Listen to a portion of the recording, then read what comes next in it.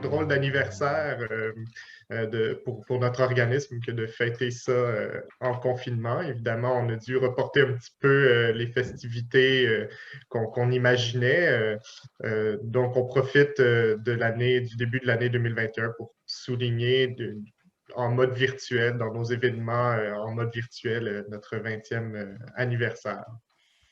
Parlons justement de la naissance de la Fondation, parce que donc c'est le 20e anniversaire, ça fait 20 ans que vous travaillez. Donc, dites-nous comment elle est née, cette fondation?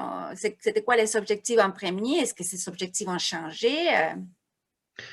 Ça vient d'une personne, en fait, qui s'appelle Laurent McEachin, qui est un grand militant qui est malheureusement décédé en 2019. Laurent McEachin était président de Gay Écoute, la ligne d'écoute qui est maintenant Interligne. Et à partir de ce qu'on entendait sur la ligne d'écoute, est venue l'idée en plus d'offrir de l'aide psychosociale, de changer les mentalités au niveau sociétal. Donc, Laurent McEachin s'est dit, je vais créer un organisme qui va développer des campagnes, développer des outils, des programmes pour changer les mentalités, pour que ce soit plus inclusif envers les personnes LGBTQ+. Donc, d'où l'idée de créer la Fondation Émergence, notamment avec son programme central qui est la Journée internationale contre l'homophobie et la transphobie qui a lieu le 17 mai. Donc, c'est la Fondation Émergence qui a créé cette journée-là pour la première fois au monde en 2003, donc 3 ans après la création de l'organisme, et qui est maintenant soulignée dans plus d'une trentaine de pays. Donc, c'est un petit peu le contexte là, dans lequel Laurent McEachin visait vraiment à faire avancer la cause au niveau sociétal par les droits, par le changement des mentalités, par plus d'inclusion. Et vous dites exactement le mot que je voulais amener, le changement de mentalité, parce qu'à 20 ans, j'ose imaginer que beaucoup de choses ont changé, mais dans la pratique, est-ce que vous diriez que les mentalités, la sensibilisation de la population en ce qui concerne les réalités, les défis de la pluralité d'identité, donc, est-ce que ça a changé vraiment? C'est sûr qu'il reste toujours du travail à faire, surtout pour les réalités trans et non-binaires. Par contre, il est vrai que sur le long terme, on remarque quand même une certaine évolution, un certain progrès au niveau de l'inclusion. Je dirais que le gros changement, c'est qu'avant, on parlait surtout d'acceptation, de tolérance. C'était principalement le vocabulaire qu'on utilisait. Aujourd'hui, on parle plutôt d'inclusion. Donc, on ne veut pas seulement être toléré comme personne LGBTQ+, mais vraiment être inclus dans la société, dans toutes les sphères, dans tous les domaines de la société, que ce soit au travail, que ce soit à l'école, dans les familles, que ce soit aussi dans les résidences pour aînés. Nous, on a un programme pour que vieillir soit gay qui existe maintenant depuis 10 ans et qui vise vraiment à plus d'inclusion dans les milieux aînés où il y a énormément de travail à faire. Mais c'est vrai que sur l'ensemble, il y a quand même eu de beaux acquis, là.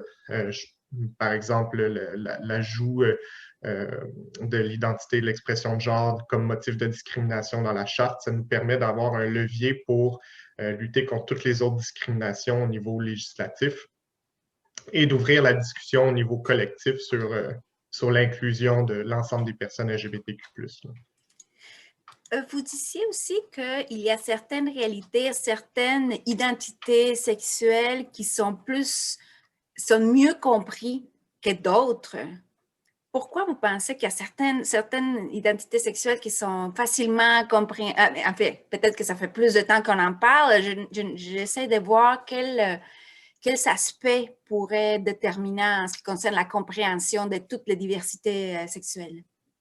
C'est une excellente question. J'aurais un peu de difficulté à y répondre exactement. Ce que je peux dire, c'est je pense que dans l'organisation même des groupes de défense des droits, il y a des enjeux qui on y va un petit peu étape par étape, là, ce qui est le plus facile à modifier, ce qui aussi selon les opportunités. Puis tranquillement, on fait changer les lois. Il y a aussi des sujets qu'on peut aborder plus difficilement au niveau du grand public, des sujets qui sont plus faciles à mettre de l'avant. Donc, c'est sûr que dans les stratégies de sensibilisation, il y a il y a une priorisation qu'il faut faire. Donc, je dirais que c'est sûr que sur le très long terme, les gays et lesbiennes ont été le groupe qui a été le plus mis de l'avant. Ça ne veut pas dire que les groupes trans non-binaires n'existaient pas, au contraire, ils ont toujours été présents, mais vu qu'ils subissent plus de discrimination, il fallait comme briser d'abord des barrières plus larges pour ensuite aider ces communautés-là. Mhm. Parlons maintenant des célébrations de cette 20e anniversaire. Donc, vous dites il y a eu des choses qui ont dû être modifiées étant donné la pandémie et tout le monde a vu ça dans toutes les sphères de notre vie. Donc, dites-nous, qu'est-ce que vous allez faire? Comment vous allez célébrer? Quels sont les principaux événements qui vont avoir lieu? Bon, première des choses, c'est sûr qu'on est quand même un peu limité avec le confinement. On aimerait bien faire des feux d'artifice, mais je pense que l'important pour nous, c'est moins le côté festif que de toujours rappeler que le travail reste à faire, qu'il y a eu des avancées, évidemment, au cours des 20 dernières années, même plus, mais qu'il reste encore beaucoup de travail à faire. Donc, c'est pour ça que nous, on profite du 20e anniversaire pour aller chercher des fonds pour nous permettre de développer de nouveaux programmes, pérenniser nos programmes actuels, que ce soit la Journée internationale contre l'homophobie, la transphobie. On le sait qu'au Québec, il y a beaucoup de choses à faire, mais à l'international, il y a encore 70 pays qui criminalisent l'homosexualité, 8 qui font la peine de mort pour les personnes LGBT. Donc, on a besoin de fonds pour aller changer les mentalités, même à l'international. On a le programme Pour que vieillir soit gay, donc comme je mentionnais tout à l'heure, pour les résidences pour personnes aînées. On a le programme Pro-Allié pour le milieu de travail. C'est quand même au Canada plus d'une personne sur deux LGBT qui est dans le placard par rapport à ses supérieurs, par rapport aux collègues. Donc, on se croirait dans un pays où, franchement, l'inclusion au milieu de travail est acquise, alors que ce n'est pas du tout le cas, mais vraiment, vraiment pas. Donc, Vous dites une Pro-Allié, personne sur deux? une personne, même, oui, c'est ça, exactement, je pense que c'est 53 ou 54 là, des répondants sur 1500 répondants C'est pan-canadiens. énorme, c'est C'est énorme. énorme. Oui, effectivement, c'est principalement des gens qui ne veulent pas nuire à leur carrière, ne veulent pas subir non plus de mauvaises blagues, ne veulent pas non plus subir de discrimination X, Y, Z. Puis moi, je les comprends parce que les milieux de travail, c'est très compétitif. Souvent, on utilise l'homophobie, la transphobie pour se faire valoir, pour monter, pour avoir une promotion. Donc, il y a toutes sortes d'enjeux à l'interne qui peuvent nuire là, aux personnes LGBTQ+, et donc préfèrent ne pas parler de leur orientation sexuelle ou leur identité de genre. Ça nous démontre à quel point c'est vraiment pas la même chose pour d'autres identités sexuelles. En étant hétérosexuel, on en parle ouvertement, on n'a pas un questionnement si c'est pertinent ou non de le dire en public à nos patrons. Exactement. En fait, c'est comme on dit souvent, les personnes hétérosexuelles font leur coming out sans le savoir.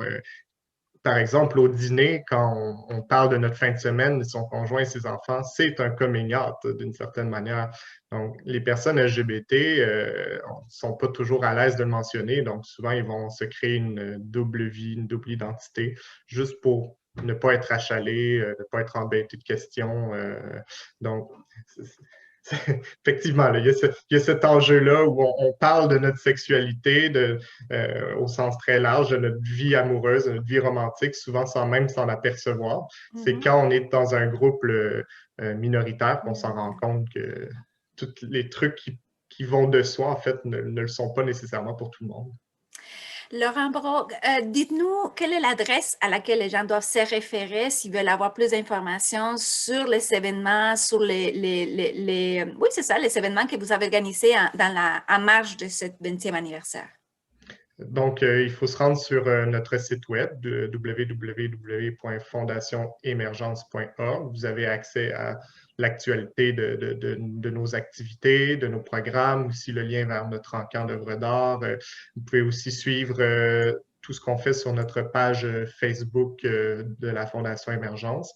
On est en train de produire une vidéo 20e anniversaire qui va être lancée dans quelques semaines et une remise de prix également. Notre remise de prix annuelle pour la Journée internationale contre l'homophobie et la transphobie sera un moment opportun pour mentionner notre 20e anniversaire.